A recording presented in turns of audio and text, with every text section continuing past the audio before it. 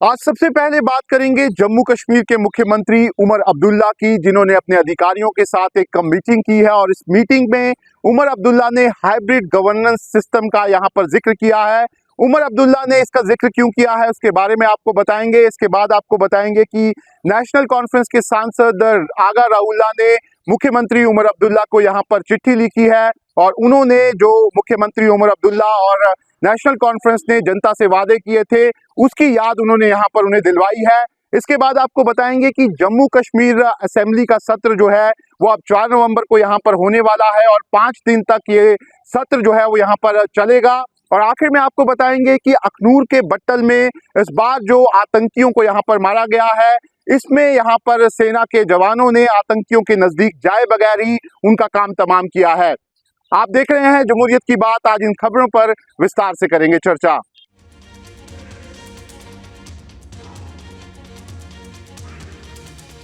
जम्मू कश्मीर में विधानसभा के चुनाव हो चुके हैं और उमर अब्दुल्ला अब जम्मू कश्मीर के मुख्यमंत्री हैं। मुख्यमंत्री के रूप में उन्होंने सरकार का कामकाज भी यहां पर संभाल लिया है और जो उन्होंने पहली कैबिनेट मीटिंग यहां पर की थी उसमें मुख्यमंत्री उमर अब्दुल्ला ने स्टेटहुड का प्रस्ताव पारित किया था, जिसके बाद ये प्रस्ताव लेफ्टिनेंट गवर्नर के पास गया था और उन्होंने इस प्रस्ताव को मंजूरी देते हुए दिल्ली भेज दिया था। जिसके बाद उमर अब्दुल्ला ने प्रधानमंत्री नरेंद्र मोदी और साथ ही गृह मंत्री अमित शाह से मिलने का टाइम मांगा था। उन्हें मिलने का टाइम मिल गया, जिसके बाद उन्होंने प्रधानमंत्री और गृह मंत्री दोनों से मुलाकात की, जिसके बाद उन्होंने कई मुद्दों पर उनसे चर्चा की और साथ ही साथ स्टेटहुड का जो मुद्दा था उसके बारे में भी उन्होंने यहाँ पर दोनों से ही चर्चा की, जिसके बाद उन्हें भरोसा दिलाया गया कि जम्मू कश्मीर को जल्द स्टेटहुड जो है वो मिल सकता है। इसके साथ ही साथ इस तरह की खबरें भी हैं कि जो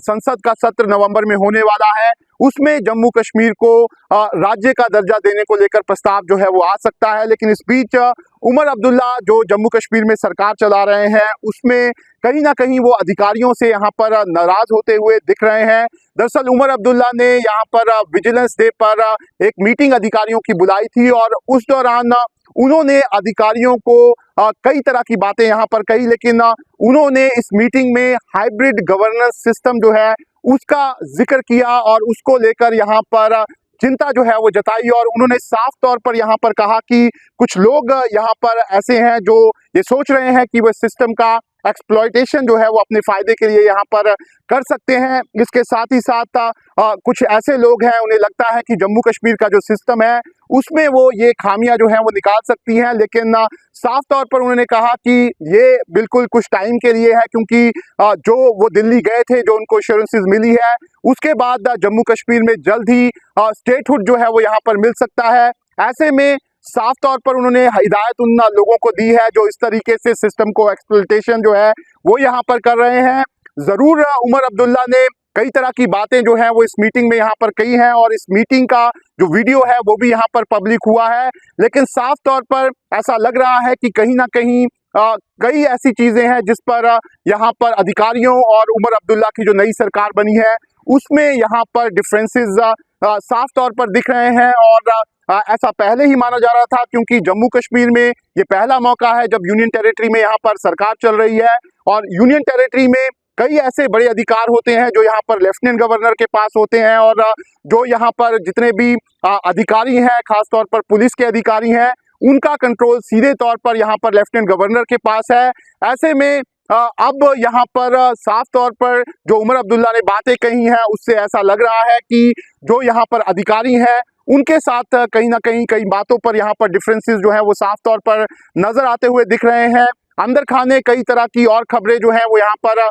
सुनने को जो है वो लगातार मिल रही है, लेकिन साफ तौर पर उमर अब्दुल्ला जो इस नई सरकार में यहाँ पर यूटी का जो बना है उसमें अपनी सरकार चला रहे हैं और कई ऐसे मुद्दे हैं, कई ऐसे वादे हैं जो उन्होंने जनता के साथ यहाँ पर किए हैं और उसमें अगर किसी तरीके का रोड ब्लॉक यहाँ पर लगता है तो उमर अब्दुल्ला जो है वो उसको लेकर यहाँ पर नाराज जो है वो साफ तौर पर नजर आ रहे हैं और अधिकारियों को भी उन्होंने साफ तौर पर कहा है कि वो किसी भी तरह के नतीजे जो हैं वो यहाँ पर भुगतने के लिए तैयार हैं। लेकिन एक मैसेज साफ तौर पर उमर अब्दुल्ला ने यहाँ पर सभी अधिकारी जो इस समय यहाँ पर उनके साथ काम कर रहे हैं उनको यहाँ पर दिए हैं, लेकिन जरूर ऐसा पहले से माना जा रहा था कि यूनियन टेरिटरी में ऐसे कई अधिकार होंगे जो यहाँ पर चीफ मिनिस्टर के पास नहीं होंगे, वो अधिकार जो है वो लेफ्टिनेंट गवर्नर के पास होंगे और उनमें डिफरेंसेस जो है वो यहाँ पर देखने को मिलेंगे और ये डिफरेंसेस साफ तौर पर उभरते हुए यहाँ पर नजर आ रहे हैं। ऐसे में देखना यह है कि अब उमर अब्दुल्ला जो है वो इस नए जो यूटी यहाँ पर बना है उसमें किस तरीके से अपनी सरकार जो है वो चलाते हैं। जम्मू कश्मीर में अब नेशनल कॉन्फ्रेंस और कांग्रेस की सरकार जो है वो बन चुकी है। नेशनल कॉन्फ्रेंस ने जम्मू कश्मीर में 42 सीटें जीती हैं और एक बड़ी पार्टी के रूप में नेशनल कॉन्फ्रेंस यहाँ पर उभरी है और नेशनल कॉन्फ्रेंस ने चुनावों से पहले यहाँ पर बहुत सारे वादे जो हैं वो मैनिफेस्टो में यहाँ पर जम्मू कश्मीर के लोगों से यहाँ पर किए थे और साफ तौर पर उन्होंने कहा था कि अगर उनकी सरकार आती है तो वो इन सब वादों को यहाँ पर पूरा करेगी। ऐसे में अब यहाँ पर जो सांसद हैं नेशनल कॉन्फ्रेंस के आगा रउल्ला, उन्होंने सरकार को और मुख्यमंत्री उमर अब्दुल्ला को जो उन्होंने जनता से वादे किए थे वो एक बार यहाँ पर याद दिलाए हैं। उन्होंने एक चिट्ठी जो है वो उमर अब्दुल्ला को यहाँ पर लिखी है और इस चिट्ठी में उन्होंने उमर अब्दुल्ला को नई सरकार को लेकर मुबारकबाद तो दी है, साथ ही उन्होंने साफ तौर पर उन्हें याद दिलाया है कि उन्होंने जनता से क्या क्या वादे किए हैं और अब उन वादों को पूरा करने का टाइम जो है वो यहाँ पर आ गया है। और उन्होंने अपनी चिट्ठी में यहाँ पर अलग अलग जो वादे किए थे उनमें से कुछ वादों का जिक्र जो है उन्होंने यहाँ पर साफ तौर पर किया है। अगर हम बात करें तो आगा रउल्ला ने सबसे पहले यहाँ पर उमर अब्दुल्ला को कहा है कि जो उन्होंने यहाँ पर प्रिजनर्स थे जिन्हें बिना ट्रायल के यहाँ पर जेलों में रखा गया था, उनको यहाँ पर छुड़ाने के लिए, उनको न्याय दिलाने के लिए उनको अपने प्रयास जो हैं वो यहाँ पर शुरू करने चाहिए। दरअसल नेशनल कॉन्फ्रेंस ने जब अपना मैनिफेस्टो रिलीज किया था उसमें उन्होंने साफ तौर पर कहा था कि जिन लोगों को किसी भी बिना ट्रायल के और जेल में रखा गया है उनकी रिहाई के लिए नेशनल कॉन्फ्रेंस जो है वो यहाँ पर काम करेगी। ऐसे में आगा रउल्ला ने एक बार फिर उमर अब्दुल्ला को उसकी याद जो है वो यहाँ पर दिलवाई है। इसके बाद उमर अब्दुल्ला ने को उन्होंने बताया है कि जो रिजर्वेशन पर बात हुई थी, दरअसल रिजर्वेशन जो जम्मू कश्मीर में यहाँ पर पहाड़ियों को मिला था उसको लेकर भी उमर अब्दुल्ला ने यहाँ पर अपने मैनिफेस्टो में उसकी बात कही थी और कहा था कि इसको लेकर भी वो दोबारा यहाँ पर विचार करेंगे ताकि जितने भी यहाँ पर अलग अलग समुदाय हैं उनको एक जैसा यहाँ पर अधिकार जो है वो मिल सके। ऐसे में आगा रउल्ला ने उन्हें कहा है कि रिजर्वेशन को भी जो उन्होंने वादे यहाँ पर लोगों से किए थे उसको वो यहाँ पर कहीं ना कहीं पूरा करें। इसके बाद आगा रउल्ला ने उमर अब्दुल्ला से यहाँ पर कहा है कि जो यहाँ पर सरकारी नौकरियां जो खाली पड़ी हुई हैं जिस पर उन्होंने वादा किया था कि जैसे ही वो यहाँ पर आएंगे तो इन सारी सरकारी पदों को यहाँ पर एक बार फिर बढ़ेंगे और खास तौर पर जम्मू कश्मीर में जो लगातार अनएम्प्लॉयमेंट का रेट यहाँ पर बढ़ रहा है वो यहाँ पर कम हो सकेगा। उसको लेकर भी उमर अब्दुल्ला सरकार को यहाँ पर काम करना शुरू कर देना चाहिए। फिलहाल इस पर अभी तक उमर अब्दुल्ला और सरकार की तरफ से किसी भी तरह की कोई बयान जो है वो यहाँ सामने नहीं आए हैं। इसके साथ ही साथ आगा रउल्ला ने एक सबसे बड़ी बात जो है वो इलेक्ट्रिसिटी यहाँ पर जो टैरिफ्स थे उसको लेकर कही है। दरअसल उमर अब्दुल्ला ने जब यहाँ पर नेशनल कॉन्फ्रेंस का मैनिफेस्टो रिलीज किया था तो उसमें बढ़ा चढ़ा कर इसकी बात कही गई थी कि जम्मू कश्मीर में उनकी सरकार आते ही यहाँ पर जो जम्मू कश्मीर के लोग हैं उनको 200 यूनिट बिजली जो है वो फ्री मिलेगी। लेकिन फिलहाल जब से उमर अब्दुल्ला की सरकार यहाँ पर बनी है इस पर किसी भी तरह का कोई डिसीजन अभी तक नहीं लिया गया है। फिलहाल उमर अब्दुल्ला जो है वो अपने अधिकारियों से मिल रहे हैं, दिल्ली भी वो मिलने गए थे और यूनियन टेरिटरी में किस तरह के अधिकार उनके पास हैं उसको जानने की कोशिश यहाँ पर कर रहे हैं। लेकिन लोग जो हैं वो बेसब्री से यहाँ पर इंतजार कर रहे हैं कि जो लगातार बिजली के बिलों का भार उन पर है वो कम हो सके। ऐसे में आगा रउल्ला ने उनको बिजली के जो बिल थे उसको कम करने की याद जो है वो यहाँ पर दिलवाई है। और आखिर में जो वेरिफिकेशन प्रोसेस यहाँ पर अलग अलग चीज़ों को लेकर होता था, खास तौर पर यहाँ पर जो पासपोर्ट को लेकर वेरिफिकेशन होता था उसमें जिस तरह की यहाँ पर दिक्कतें लोगों को आ रही थी उसको उन दिक्कतों को ख़त्म करने के लिए लगातार यहाँ पर नेशनल कॉन्फ्रेंस ने अपने मैनिफेस्टो में कहा था कि वो काम करेंगे। ऐसे में आगा रउल्ला ने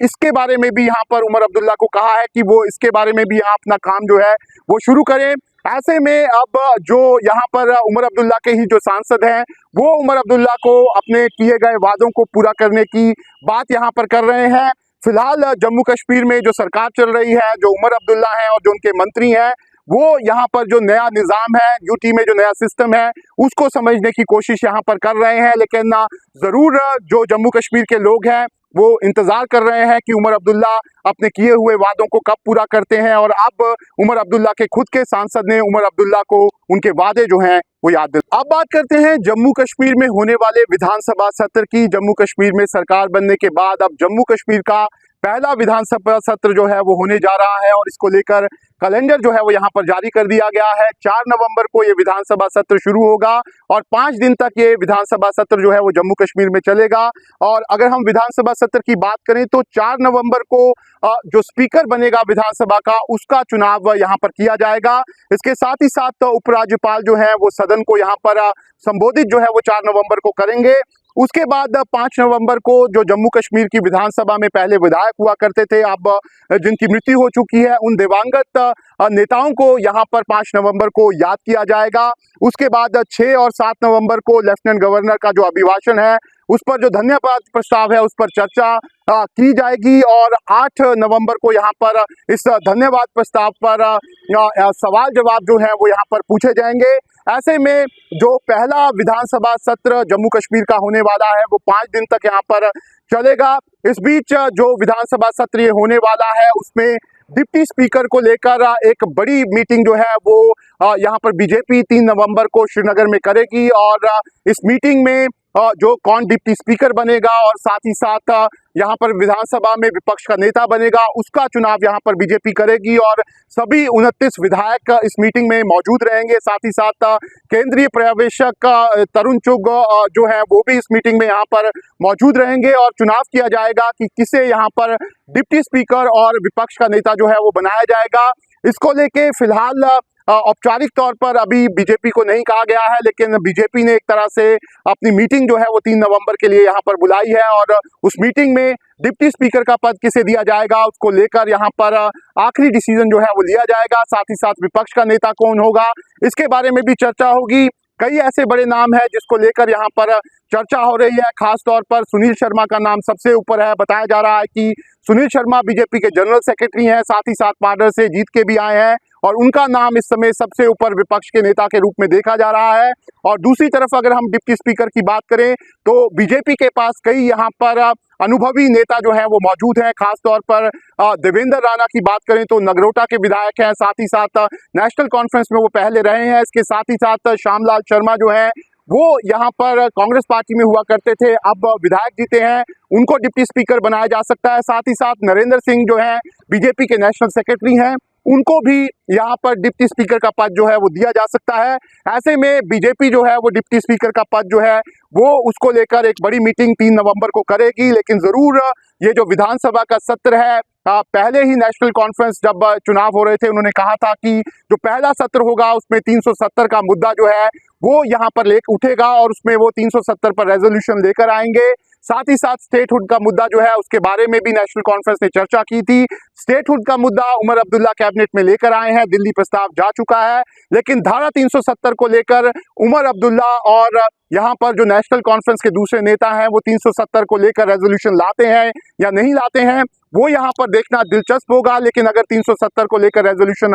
आता है तो जम्मू कश्मीर की असेंबली में यहाँ पर हंगामा होना तय माना जा रहा है। ऐसे में अब जम्मू कश्मीर का जो ये पहला सत्र है उसका ऐलान हो चुका है और अब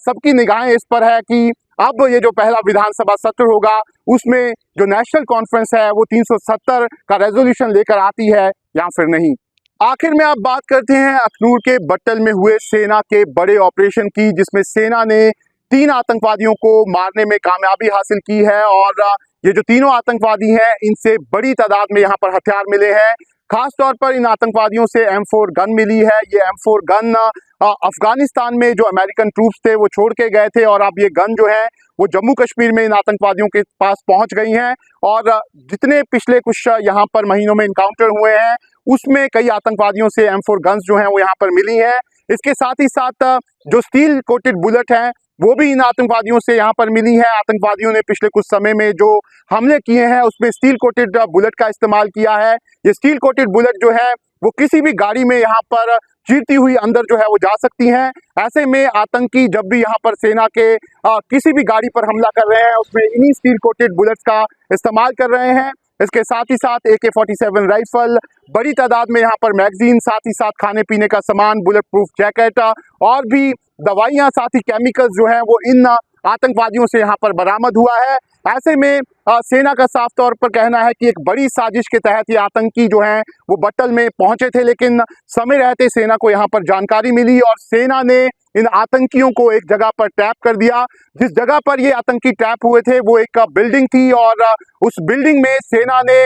इन आतंकियों को चारों तरफ से घेर लिया। लेकिन ये जो ऑपरेशन सेना ने बट्टल में किया ये दूसरे ऑपरेशन से बिल्कुल अलग था, क्योंकि इस ऑपरेशन में सीधे तौर पर यहाँ पर जो भारतीय सेना के जवान हैं उन्होंने आतंकियों के साथ एक तरह से यहाँ पर जो गन फाइट है वो यहाँ पर नहीं की। इस बार यहाँ पर जो सेना है उसने यहाँ पर UAVs, सर्विलेंस ड्रोन और यहाँ पर ऑफेंसिव ड्रोन्स जो है उसका इस्तेमाल किया। इसके साथ ही साथ आर्टिफिशियल इंटेलिजेंस का इस्तेमाल जो है वो भी भारतीय सेना ने यहाँ पर किया और एक पूरा प्लान बनाकर यहाँ पर इस ऑपरेशन को अंजाम दिया गया। सबसे पहले भारतीय सेना ने यहाँ पर BMP-2 जो है उनको बुलाया, जिससे इस पूरे जहाँ पर इलाका था जहाँ पर ये आतंकी छिपे हुए थे उसको यहाँ पर घेरा गया। उसके बाद सर्विलेंस जो अलग अलग ड्रोन्स थे उनसे यहाँ पर आतंकियों की एग्जैक्ट पोजीशन जो है उसको यहाँ पर देखा गया और उसके बाद यहाँ पर ऑफेंसिव ड्रोन्स जो है उसका इस्तेमाल किया गया और आतंकी जिस जगह पर छुपे हुए थे वहां पर ड्रोन से बम जो है वो ड्रॉप किए गए और आतंकियों को उनकी छिपने की जगह पर भी यहाँ पर सुरक्षा बलों ने यहाँ पर मार गिराया। यही कारण था कि सुरक्षा बलों को किसी भी तरह का कोई बड़ा नुकसान यहाँ पर नहीं हुआ। जरूर यहाँ पर सेना का एक डॉग जो था फैंटम, वो इस यहाँ पर जो आतंकियों ने हमला करने की कोशिश की उसमें यहाँ पर शहीद हुआ, लेकिन फैंटम की मदद से आतंकियों की एग्जैक्ट पोजीशन जो है वो यहाँ पर सेना को लगी और अब जो सेना ने यहाँ पर सर्वोच्च बलिदान देश के लिए दिया है उसको सब लोग यहाँ पर याद कर रहे हैं। लेकिन एक अलग तरह का ऑपरेशन बट्टल में सेना ने यहाँ पर किया है और इस बार जो नई टेक्नोलॉजीज है सेना ने उसका भरपूर इस्तेमाल यहाँ पर किया है और आतंकी जो एक बड़ा इरादा लेकर यहाँ पर आए थे, एक बड़ा हमला सेना के कन्वॉय पे करना चाहते थे, पहले उन्होंने सेना की यहाँ पर जो एम्बुलेंस थी उसको टारगेट भी किया। ऐसे में जो यहाँ पर आतंकियों के सारे मंसूबे थे उनको यहाँ पर सेना ने फेल कर दिया और सेना का साफ तौर पर कहना है कि ये जो आतंकी जो बट्टल पहुंचे थे ये कहीं ना कहीं उसी ग्रुप का पार्ट है जो विदेशी आतंकी कुछ समय पहले जम्मू के अलग अलग हिस्सों में यहाँ पर पहुंचे हैं और एक जगह से दूसरी जगह यहाँ पर मूवमेंट कर रहे हैं। ऐसे में सेना को एक बड़ी कामयाबी यहाँ पर मिली है, लेकिन ये कामयाबी जो है इसमें अब इस बार टेक्नोलॉजी जो है उसका भी एक बड़ा योगदान रहा है। जमहूरियत की बात कार्यक्रम हम आप लोगों के लिए बना रहे हैं और कोशिश कर रहे हैं कि जम्मू कश्मीर की जितनी भी बड़ी खबरें हैं उसके बारे में आपको बताएं और हमारी कोशिश ये भी है कि आपको ग्राउंड रिपोर्ट जो है वो भी यहाँ पर दिखाएं। ऐसे में आपको हमारा कार्यक्रम कैसा लग रहा है अपनी राय कमेंट बॉक्स में जरूर दें।